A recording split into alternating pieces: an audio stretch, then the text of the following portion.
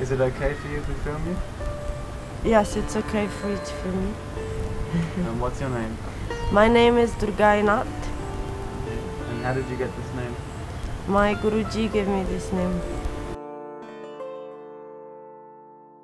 I've been living like sadhu lifestyle for 6 years already, and I've been like, ever since I came to India 12 years ago, I've been in search of this yogi, you know, the yogi, and looked all over the place, sat with all kinds of sadhus the whole time I was here, like just to find this yogi that I've been hearing about and that I've been wanting to meet, and not really finding anything, because nowadays unfortunately the knowledge is like kind of going away, and the real sadhus probably wouldn't sit with a Western woman and talk about it. Yeah.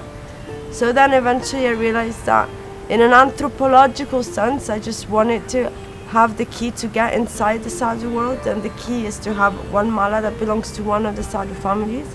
And I knew that my path was the Nat path because it's a Shiva path and I am Shivite.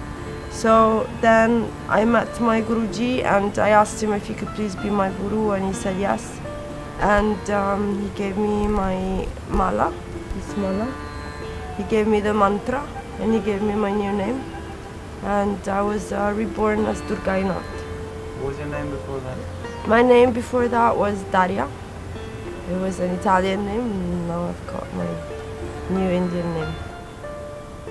So that means your life is guided by God. Yeah.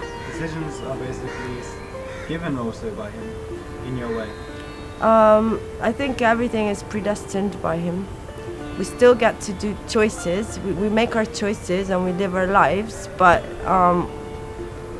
the choices, we think we are making them, but they've already been made for us. But you still have to do it, but they've already been made for you. So then how is that freedom? If somebody writes That your is life freedom down? because the guilt is finished with this reasoning. Do you understand what I'm saying?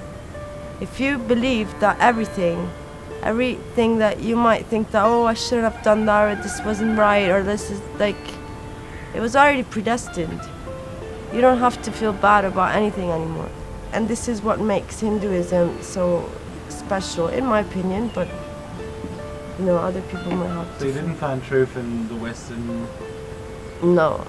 I'm sorry, but I'm very sorry for anybody that might get offended by this, but I am from Rome and it's a Christian place, and I have been going to church since I was little, and I have never felt anything spiritual in there except for feeling very sad and guilty. And you know, I mean, Christians crucify their God. He looks very sad, and the Hindus, their gods are full power and they're meditating and they're very happy and they're colorful and, well, you know.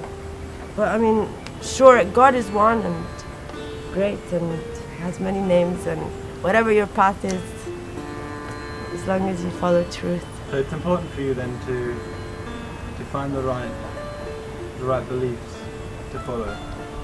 No, it just kind of happened to me, you know. I didn't ask for this. When I first came to India, I was quite skeptical. And I went up to Gangotri, the source of the Ganges, in the mountain 12 years ago, with jeans and a t-shirt and a camera and sunglasses, tourist.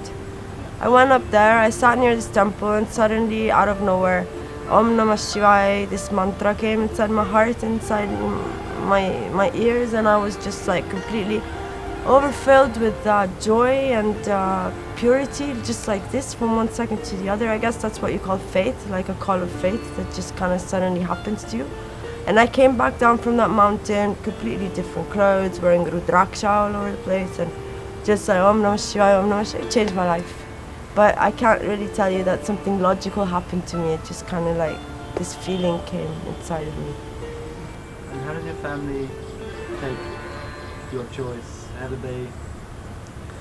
Well, my mother, she's present at the moment. She's come here to visit me. She's very happy for me, and she understands like the whole spiritual aspect of my lifestyle, and she respects it. She respects my search, because I'm a researcher. I'm a searcher of truth. That's why I am.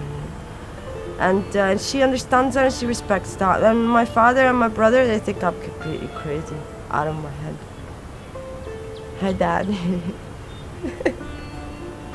Do you think it would have been possible with any normal Western family, or? were you brought up very liberal, very? No, well, I mean, well, actually, yeah.